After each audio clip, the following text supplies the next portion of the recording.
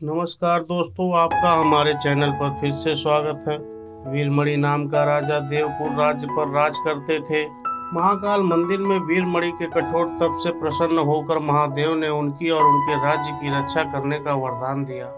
जब भगवान श्री राम ने अश्वमेध यज्ञ प्रारंभ किया तो उनका अश्व चलते चलते देवपुर के पास पहुंचा। तब वीरमणि के पुत्र रुक्मांगद ने उसे पकड़ लिया। यह बात जब घोड़े की रक्षा कर रहे शत्रुघ्न को पता चली तो उन्होंने देवपुर पर आक्रमण करने का निश्चय किया। आइए पूरी कहानी जानते हैं। उससे पहले आप हमारे चैनल मंथन कहानी ग्रंथों की तो सब्सक्राइब कर लीजिए और घंटी का आइकन जरूर दबा दीजिए। शत्रुघ्न और वीरमणि की सेना में भयंकर युद्ध छिड़ गया। हनुमान जी भी वीरमणि की सेना का संहार करने लगे। जब भरत के पुत्र पुष्कल ने राजा वीरमणि को युद्ध में घायल कर दिया तो उनकी सेना अपनी जान बचाकर भागने लगी। भगवान शिव ने अपने भक्त का यह हाल देखा तो वे भी उनके पक्ष में युद्ध करने लगे। उनके साथ उनके गढ़ भी शत्रुघ्न की सेना को तहस नहस करने में जुट गए।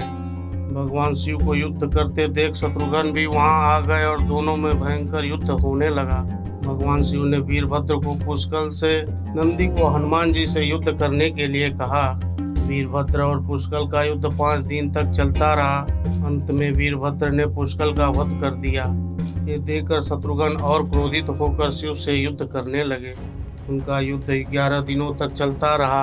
अंत में भगवान शिव के प्रहार से शत्रुघ्न बेहोश हो गए।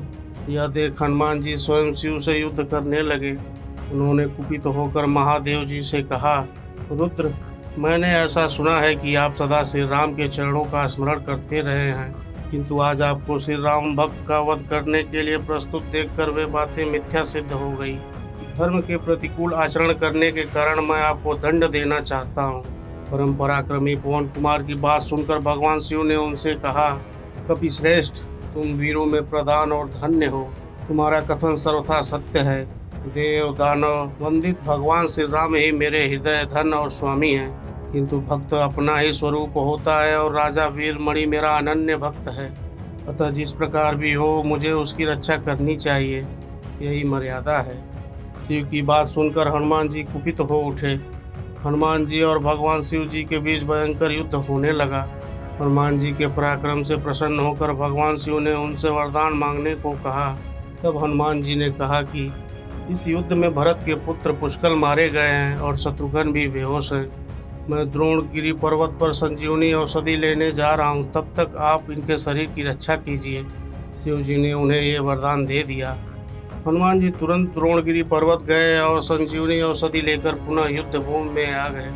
उस औषधि से हनुमान जी ने पुष्कल को पुनः जीवित कर दिया और शत्रुघ्न को भी स्वस्थ कर दिया।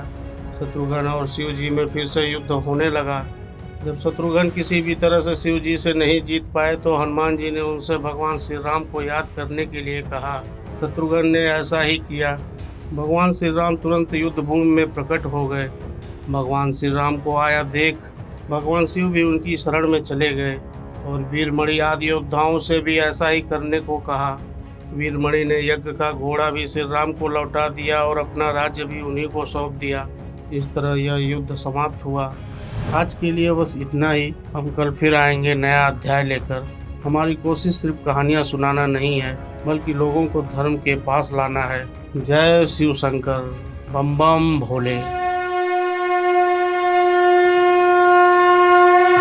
यह अध्याय आपको कैसा लगा हमें हमारे कमेंट बॉक्स में जरूर बताइए। हमारे चैनल को सब्सक्राइब करिए और घंटी का आइकन दबाइए और अपने दोस्तों को शेयर करिए। धर्म की जय हो, अधर्म का नाश हो।